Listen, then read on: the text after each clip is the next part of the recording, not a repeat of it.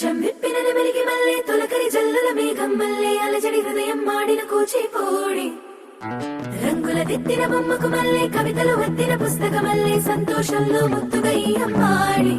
ఆరారు ఋతువుల అందం ఒకటిగా కలిపి వింతలు ఏడు పక్కకు జరిపే కొత్తగా పుంతలు తొక్కెను ఈ అరవిందం అమ్మమ్మో తాండవమాడే కృష్ణుడి నుండి వేణువ గానం తీయగ పండి రాధకు ప్రాణం ఉప్పొంగే ఆనందం